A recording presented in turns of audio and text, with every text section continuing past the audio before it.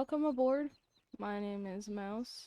Um, and I'm doing another one of these record over previous gameplay things. So about Red Dead Redemption 2. I know this footage is Red Dead Online, but I don't actually have any footage of Red Dead Redemption 2. I was too focused on the story and just playing the game, and I didn't really want to record anything. So, I finally beat it. As of now, I just finished it literally like 10 minutes ago, and I was like, well, it's fresh in my mind. I'm gonna sit down and record a little bit about it. So, my opinion here, Red Dead Redemption 2 is a fantastic game. I thought that before I even beat it, but it is fantastic. It's so worth it if you're like it's sold a lot of copies, so I doubt anybody who is watching this video doesn't have it.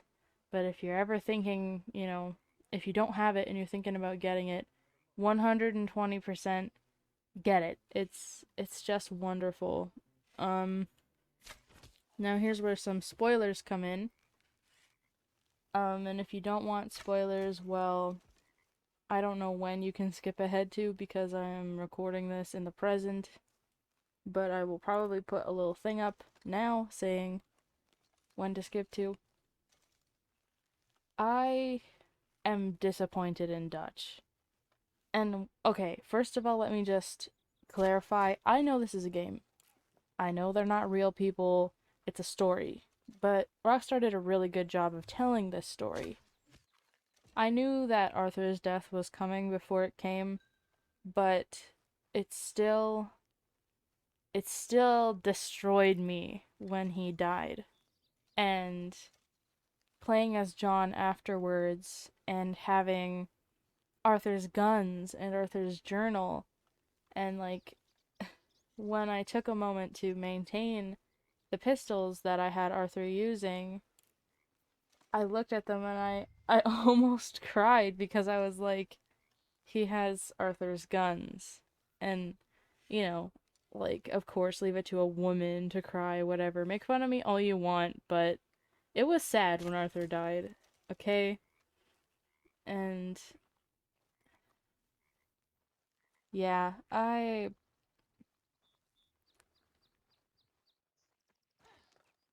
I'm just so, yeah. I mean, I don't really know what my point is with this video.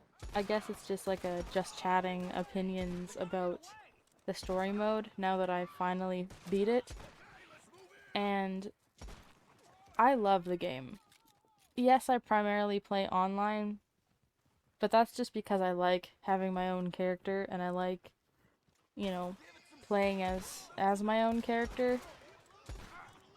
But the story mode is amazing and it's so worth it, and I loved playing through it too. It just took me forever because I was like 50 or something percent through the game when um when I found out that Arthur dies, and then that you play as John after, and I saw a lot of footage of people playing as John, so I was like, oh no, Arthur could die any second. And so I was really, really adverse to finishing the story because I was so scared of Arthur's death. But I finally I got really sick, and then I kind of just buckled down and I played the game in 2 days. The remaining between 51% that I was at to the very end of the story, not 100%ed because I didn't get all of the collectible stuff. I'm really bad at that with open world games, but finishing the story and getting to Endless Summer. I finally just buckled down and I took 2 days and I just did it and I finished it and I just finished it. And I mean like from the 51% to the end of the story. So 2 days I did that. I really didn't do anything else because I was sick. So I was just kind of relaxing, playing the game. I Man, I'm so sad that Arthur's dead, but like, thank God that it's a game because I can just replay it if I really want to play as Arthur again. Yeah, I'm sorry I'm not like other YouTubers where I fill every second of silence with words. I'm just not good at that. My brain stutters, I guess, is the best way to put it, so I can't formulate a coherent paragraph without pausing at random intervals like I just did. I'm very bad at driving my horse. I'm also distracted by the video I have playing in the background. I probably should just like not look at it while I'm recording these, but I do for some reason. Back to the story though. From the very beginning, I had adverse feelings to Dutch. When you are given the responsibility of leading an entire group, you have to do what's right for the entire group, even if it means disbanding, or not doing what you want for once, or the biggest of all is listening to your people. And for some reason, Dutch just stuck on to Micah, and Micah was the only person he would listen to. I think because Micah filled Dutch's head with confidence by constantly sticking up to the other members of the group if they had anything controversial to say to Dutch or anything that was defiant to Dutch, or even just any suggestion that was against what Dutch had initially said. And so I think Micah really just put it into Dutch's head that, you know, everyone else was out to get Dutch. And oh my god, I am so sad about, oh, what's her name? I can't even remember her name, which sounds horrible. But the lady that we killed because we thought she was the rat. But she didn't tell us otherwise. Like, she made it sound like she really was the rat. From what I remember. And all along it was Micah. And I always hated Micah. And I'm not trying to be that person who's like, I always knew. There's no way, but I always hated him. And I think Rockstar wanted you to hate him. He's just awful. If you don't hate him, it's probably because one, you're like a storyteller or whatever who can see a bad character for the good it does to a story, which again, in Micah's defense, he is a bad character. Well, how do I put this? He's a good character. He's a bad character done right, I guess. That took me so long to get to that point, but yeah, he's a horrible, horrible person. He's an awful character and everybody hates him. But that's the point. Everyone is supposed to hate him. You know? He wouldn't be much of a villain or an antagonist if everyone liked him. But I do really love stories where they make you think the good guy is the bad guy. As long as they do it right, or as... I got mixed up again. I really like stories where they make the bad guy look like a good guy. As long as they do it right, because a lot of, especially children's shows, they'll do that, I think, in an attempt to, like, teach children that not everyone can be trusted even if they seem nice. But they do it in a really lazy way, where it's very obvious that the good guy is actually the bad guy. But if you ever find a story where they do that, like, intentionally for adults, you know, then it's superb, amazing. And it's so cool seeing Dutch go from this guy who cares about his people and listens to his people to somebody who only listens to Micah and doesn't, he just goes nuts. And you can see it in everything that he does, especially near the end. Sorry if I'm like slurring my words. I bit my tongue yesterday, so I have like a sore right where my tongue is against my teeth. on the side, so it's like rubbing every time I talk, and it hurts. Um, Back to what I was talking about though. I Okay, as we were running that mission where Eagle Flies dies, a little bit of a rhyme. I hated that, by the way. He saw the anger in Eagle Flies and he just used it for his own benefit, and it's so sad that that happened. I feel so bad for Rain Falls.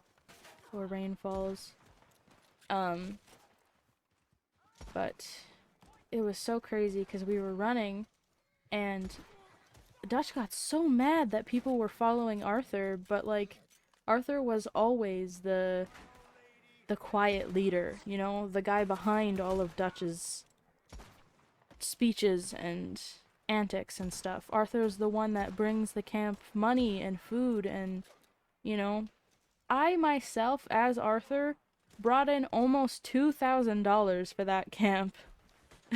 And like I just put it into the camp and I was like, maybe it'll somehow change the story if I give them enough money so Dutch will stop doing his antics. But no, it just follows a linear plot and there's nothing you can do about it. But especially near the end you start to realize, like, I just got one more score, Arthur, just one more score and then we can go to Tahiti, or, you know, I've got a plan, but he never tells you his plan. You know, it's just always, I have a plan and you have to trust me, and what happened to loyalty, right? Well, how are you supposed to be loyal to a guy that doesn't tell you what he's thinking? You know, you're just supposed to blindly follow him. That sounds like a cult more than a group to me. And, you know, like, Dutch is... Dutch... I know a lot of people really like Dutch, and they see him as like the, you know, the good guy gone bad or whatever, or the good guy who just got morally corrupted by Micah, which technically that's true, but, you know, they say it throughout the story as well that maybe it was just the real Dutch all along, and he finally, you know, came out. His true colors finally showed. I don't know what the truth is because, you know, there's never really going to be one. It's that way with real life too. That stuff just happens. And there's never really going to be a true answer. All we can have is theories. I guess I'm on a spell of Red Dead Redemption. I really, really love the game. Like, the online, the story, everything about it. I love the whole thing. Like, it's literally my favorite game. I know most gamers, like, gaming YouTubers, when they, like, choose specific games and then that's what they stick to until they get more popular, and then they'll start, like, spreading out what they're doing. But for me, I just kind of am all over the place. And, you know, I don't really care about getting the views. I know most people, when they start this, they're like, we need to get as many views as possible so we can start monetizing and getting money. And I mean, yeah, of course that would be nice, but like, I can't offer a lot to my viewers right now, and YouTube is already such a big platform that little YouTubers really don't get that much attention because we just don't get on the recommended page or anything, and we really don't show up under searches that much either because there's so many big channels out there like Markiplier and Jacksepticeye and PewDiePie and MrBeast and Dream and all those guys who've made themselves, right? I mean, Dream did it really fast, but that's because it was Minecraft, and Minecraft was really blowing up at that time, and he just knew how to use the algorithm, which honestly, good on him. That's impressive. But like Markiplier and Jacksepticeye and PewDiePie, they've all made themselves, like, from the very beginning of YouTube, so they, you know, they made it big, and they started out on YouTube when YouTube was starting out, so like they didn't have a lot of big competition. And now, because they have such a massive following, it's not likely that they're going to lose that following unless they do something massively controversial that, you know, disappoints all their fans, which is unlikely because Markiplier literally made an OnlyFans and people love him for it. But again, he's doing it for charity, so of course people are gonna love him for it.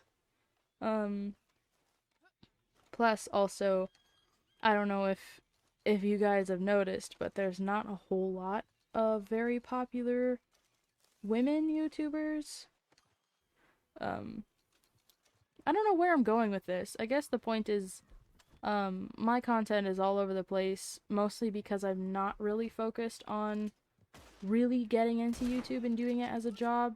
Yeah, it'd be nice to make the money from it, but it's not something that is like priority number one for me. So I just kind of put random stuff out there, and if it does good, then great. If it doesn't do good, then well, that sucks, but at least like 20 people enjoyed it, and that's fine with me. So yeah,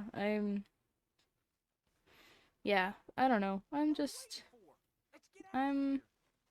I'm good with everything. I also back to Red Dead. A few days ago, I went out and some of you might have heard, especially big fans of Red Dead Redemption 1, might have heard that PlayStation Store removed it. It's not even there for like PlayStation Plus or whatever the now bullcrap that it is that you subscribe to get free games is not there. It's gone. So I went out and I bought a PlayStation 3 and Red Dead Redemption 1 and Undead Nightmare just so I could play Red Dead Redemption 1 and Undead Nightmare. I bought a whole console just so I could do that. And I know a lot of you are going to be like, but she said she's going to build a PC. Why is she wasting all her money on that? It was only like $170 altogether, okay? It was not that bad. PlayStation 3s are pretty cheap. It's fine. Don't worry about it. Don't worry about my finances, okay? I'm figuring it out. But now that I've beat Red Dead Redemption 2, I'm gonna go right into Red Dead Redemption 1 because if any of you, and I'm sure you know, if any of you know, Red Dead Redemption 2 is actually a prequel to Red Dead Redemption 1. I'm slurring my words all over the place. That's like a tongue twister, but I also bit my tongue yesterday, so I can't speak. Anyway, I'm really excited to get into Red Dead Redemption 1, and I'm super excited to find the special horses in Undead Nightmare. I'm really excited about that. But first, I'm gonna play through all of Red Dead Redemption 1. What a goal! But anyway, yeah. Thanks for listening to me ramble. Let me know if you agree with any of my thoughts or if you think I'm absolutely crazy, which would be a valid point. And I'll see you in the next one. Bye bye. He doesn't drink, doesn't smoke, doesn't curse, but he is pure evil. The other revenuers we could handle, but once Hickson was after us, we just couldn't get off the back foot. Kept moving from place to place, but it was only a matter of time before he caught up with us at one of the cookhouses.